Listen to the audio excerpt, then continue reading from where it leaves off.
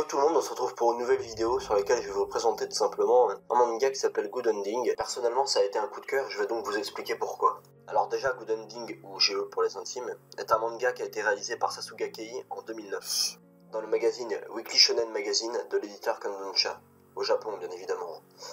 Et bien sûr après il a été édité en France par Kana en 2012. En bref, le manga raconte l'histoire de Seiji Utsumi, un lycéen assez réservé qui arrive pas à aller voir la fille qu'il aime, et il n'arrive pas non plus à lui proposer de rendez-vous, il a du mal à parler avec elle, etc. Tellement il est timide. Et un jour, en fait, il y a une fille de sa classe qui décide de lui donner un coup de pouce, et elle va lui apprendre, on va dire, les bases de la drague.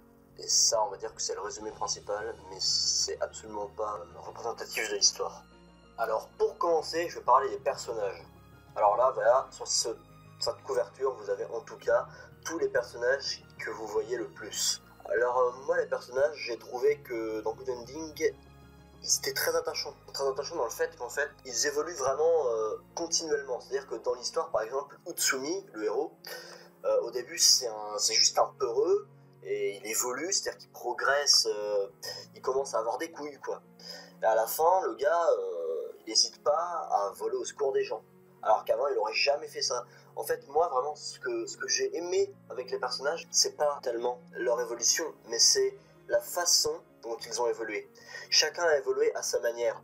Par exemple, je vais encore prendre l'exemple du héros. Le héros, vraiment, ce que je vais appeler le catalyseur, ce qui lui a permis d'avancer, c'est Kurokawa. Sans elle, il n'aurait pas progressé, il serait jamais allé parler à cette fille qui l'intéressait tant, et il n'aurait jamais vécu ce qu'il a vécu après. Hein. Bon, ce qu'il a vécu après, c'est pour le meilleur et pour le pire, hein, surtout quand on voit qu'il frôle l'effondrement psychologique. En bref, chaque personnage du manga pousse les autres personnages, principalement le héros, à devenir meilleur.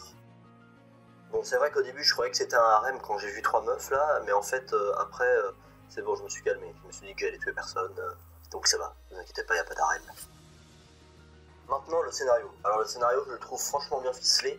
On apprend des choses au fur et à mesure de l'histoire, tome par tome. Alors sur 16 tomes, on nous donne des petites informations, une par une, à peu près une information dans chaque tome. Je trouve que c'est bien pensé, ça empêche les incompréhensions par rapport au scénario. Ça permet donc une meilleure immersion dans l'univers du manga. Il y a aussi quelque chose d'intéressant dans le manga, c'est un scénario antérieur. Ce que j'appelle un scénario antérieur, c'est-à-dire pas seulement que le scénario qu'on voit, mais aussi un scénario passé. C'est-à-dire que par exemple, Kurokawa, Sho, ces deux filles-là, elles ont un passé pas forcément lourd, en tout cas pour une, elle a un passé lourd, mais pour l'autre, non, pas forcément. Mais ce passé influe sur ce qui va se passer ensuite, sur les actions du héros et sur les actions des personnages globalement. Du coup, ce qui fait qu'il y a plusieurs intrigues, et ça rend la chose vraiment très intéressante, et le scénario n'en est que amélioré. Et j'ai envie de dire enfin un truc réaliste, ça faisait très longtemps que j'étais pas tombé sur un manga qui montrait des vrais problèmes de la vie, quoi. D'habitude, c'est juste des petits problèmes, on va dire, de couple entre lycéens. Là, on a des vrais problèmes, on s'attaque à des vrais problèmes, des problèmes d'adultes. Là, le héros, il est en face, déjà, dès son adolescence, de problèmes d'adultes, ce qui fait que nous, on se projette plus facilement vers lui.